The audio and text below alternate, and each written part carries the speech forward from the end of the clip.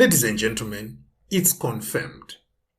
While South Africans are worrying about petrol prices and Eskom moods, President Cyril Ramaphosa was handed a very special Christmas card, the preliminary report of the Madlanga Commission, not for the public, not for Parliament, not for the people, just for Cyril. Because apparently the truth, like classified recipes and ANC WhatsApp groups, works best behind closed doors. Now, let's be clear. This isn't just another commission where people cry, deny, and blame apartheid. This one has already exposed something far uglier. A criminal justice system that looks less like law enforcement and more like a crime franchise with uniforms. From what we have heard so far, the testimonies didn't whisper corruption. They screamed it with a loudspeaker powered by Eskom diesel. What did we learn? We learned that the Political Killings Task Force, the one unit actually chasing assassins instead of memos, was suddenly disbanded. Why? According to KwaZulu-Natal Police Commissioner Nhlanhla Mkhwanazi, it wasn't restructuring, it was sabotage. Political sabotage. And when the National Police Commissioner himself basically nodded and said, yes, that tracks, that stopped being an allegation and became an institutional embarrassment. Now, then came the gymnastics from the political side. Suspended Police Minister Senzo Mchunu told the commission it was all administrative. You know the drill, processes, reviews, alignment. The same vocabulary used when tenders vanish and ministers don't know their own cousins. But witnesses linked the disbandment directly to protecting politically connected individuals. Translation: the task team was getting too close to people who don't like subpoenas. And just when you thought the plot couldn't thicken, crime intelligence walked in with a Netflix-worthy reveal. The Big Five. The Big Five cartel. Not the safari kind. This one does drugs, hijackings, tender fraud, and contract killings. And apparently enjoys warm relationships with people who own badges.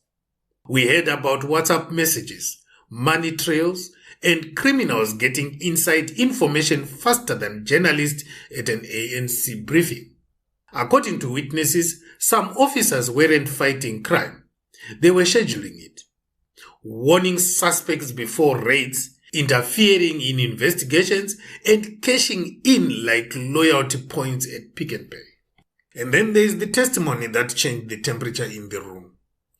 Witness D, a private security boss, Marius van der Merwe, who walked in and calmly described a 2022 operation where police officers allegedly tortured a suspect to death using suffocation. Yes, allegedly, and then discussed dumping the body like illegal rubble. He named names. He described cover-ups. He explained how crime intelligence was supposed to fix things. Weeks later, he was assassinated outside his home, in front of his family. And that's where the room went silent. Because no matter how many legal disclaimers you add, that killing punched a hole straight through the commission. Not just emotionally, structurally. Whatever else witness D knew is now buried with him. Whatever documents, connections, or corroboration he could have brought, all that is gone. And every witness watching that unfold learned one thing. And that thing was learned very clearly. Telling the truth in South Africa comes with a life expectancy clause. So now we sit with dangerous gaps. We don't know the full structure of these syndicates, who funds them, who protects them, and which politicians benefit when cases mysteriously collapse. We don't know who exactly ordered key decisions like disbanding task teams, or whether those decisions came from incompetence, fear, or brown envelopes with good manners. We also don't know who will actually be prosecuted. Yes, the president has authorized criminal referrals, but South Africans have seen this movie before. Referrals go in, silence comes out, and eventually someone resigns to spend time with family. And here's the real kicker. The interim report is sealed. The same country that leaks cabinet WhatsApps, exam papers, and state tenders suddenly believes in confidentiality. We are told secrecy is necessary to prevent public debate over incomplete evidence, which is interesting because public debate is literally the point of democracy. But, okay, what's not clear is who exactly is named in that report. Are 7 politicians implicated? Are senior police officials recommended for arrest? Or is it another elegant document full of concern, disappointment, and recommendations that gather dust next to the Zondo report? What's also unclear is whether this commission can fully finish its job when witnesses are being murdered and others are being intimidated. Justice works best when people aren't checking their rear view mirrors after testifying. The public is also concerned after the killing of DJ Waras, a person who was not only in the music business, but also in the security business, same as Fundamev. So Cyril got the report.